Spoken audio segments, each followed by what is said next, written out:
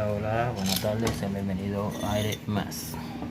Señores, una cliente me ha llamado porque se le ha pichado esto aquí. Se le ha pichado esta tubería, que es la tubería de alta. Cuando se mudaron, la subieron y se rompió. Ya descubrimos que la rotura está aquí. Entonces, voy a proceder a soldarlo.